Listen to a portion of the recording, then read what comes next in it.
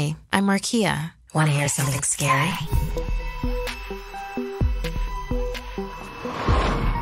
Dead-eyed doll.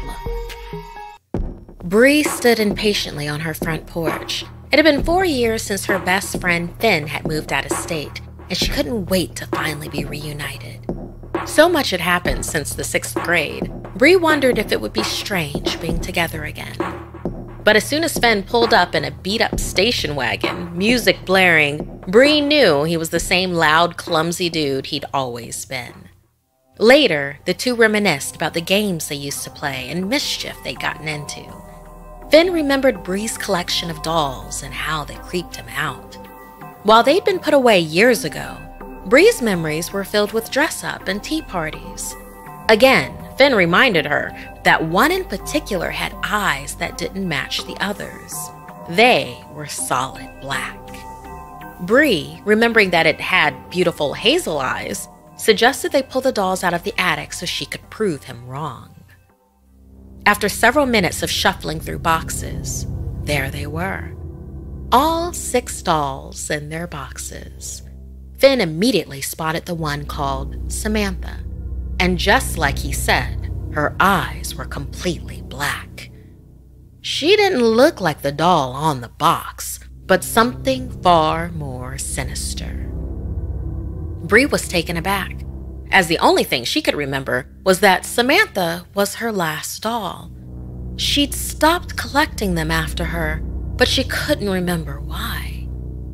Finn playfully grabbed Samantha and began miming her voice, calling her the devil's child. Bree laughed at her friend being silly. Just then, the door to the attic slammed shut, plunging them into darkness. Bree called out to Finn. He threw Samantha across the attic and blindly ran toward Bree. I told you something was wrong with that doll, he whispered in her ear. They began to make their way to the attic, but with each step, another came from the direction of where Samantha had been thrown. If they took 2 steps, they heard 2 steps. Those steps growing closer, and the friends decided to run the rest of the way. Once they reached the door, they realized it was locked from the outside. They banged, pushed, and pulled, but the door didn't budge.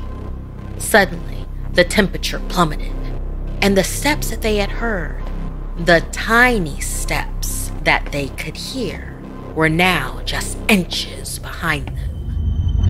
Finn grabbed onto Bree's hand.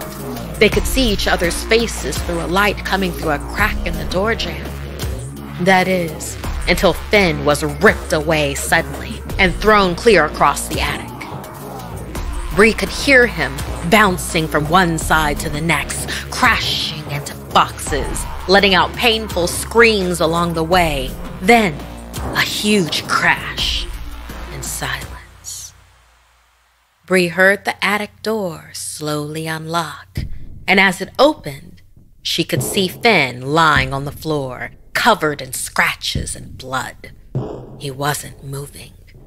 She ran to him, and his eyes were wide open.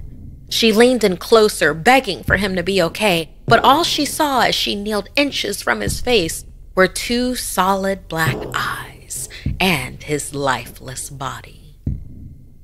Through her tears, she looked up for answers. In the corner sat Samantha, looking just like her regular self, with her deep, dark eyes. But now, she had a newly painted grin on her face.